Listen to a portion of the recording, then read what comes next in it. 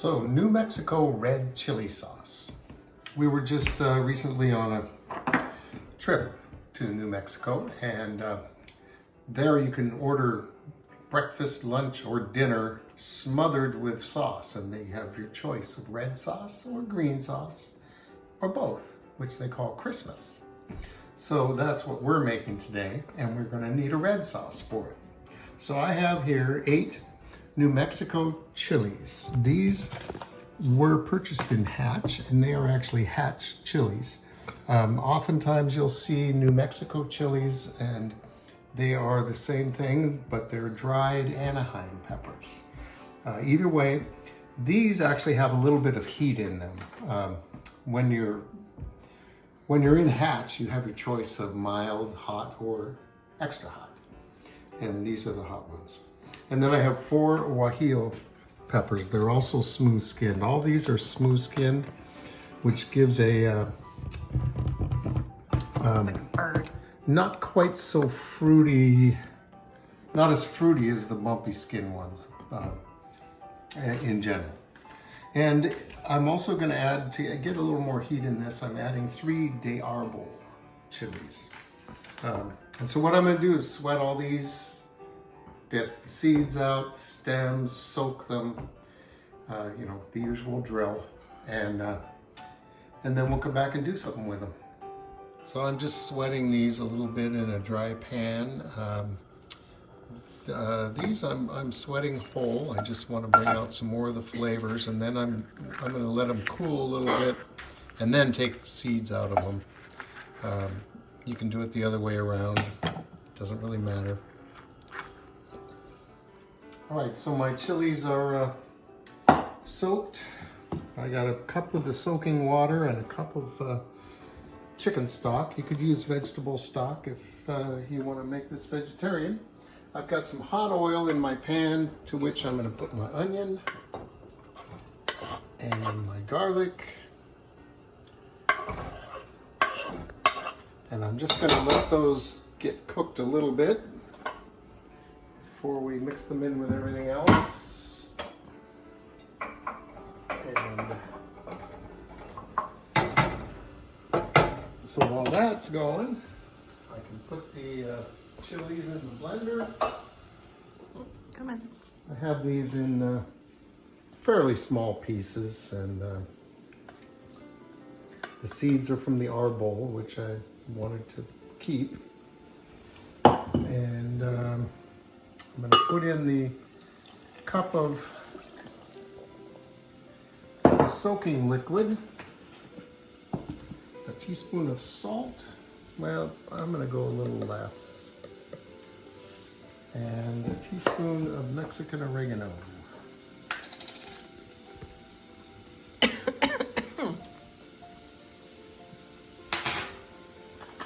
I'm always going to cough if there's peppers involved. Yeah, these have a little bit of a heat from those Hatch red chilies. So that's not quite done enough for me yet. So let's see if we can get this to start cutting up those chilies.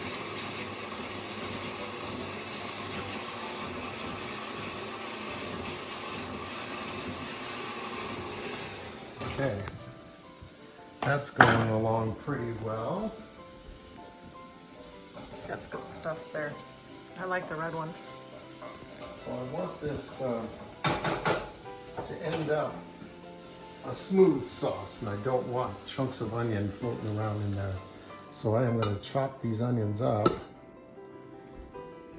with the chilies and get the sauce smooth here before I cook it down.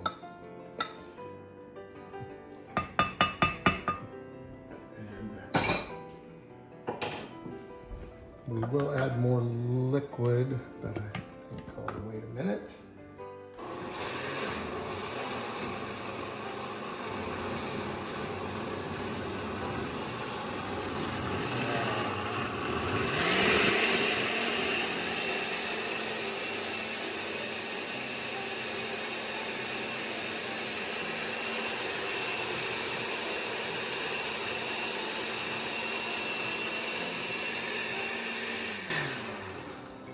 So you can see there's still a few little chunks of skins floating around in there, but most of it's ground up.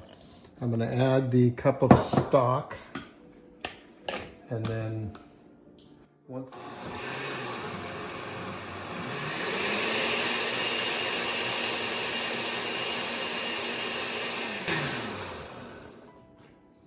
this cooks down to the consistency you want, that's your sauce.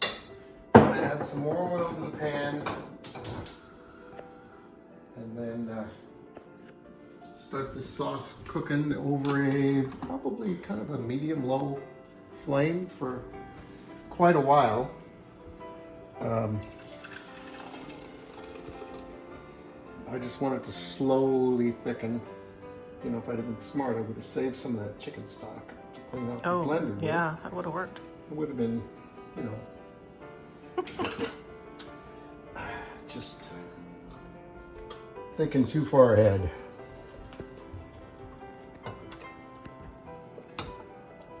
But as it is, this isn't very thick. It's going to be a spluter. Yep, get the lid, quick. Take it off there till I can come up with the lid. There we go. Okay. So, you know, dishes like this, when it's warming up, it tends to splash out of the pot a lot. Once it's all uniform temperature, it doesn't do that so much. So it's good to keep a lid on it until then. We do want this to reduce. We want just a nice thick sauce that won't separate on the plate. So here we have our lovely red sauce. I could have blended it a little longer. It's not quite as smooth as I would like, but it's still going to be really good.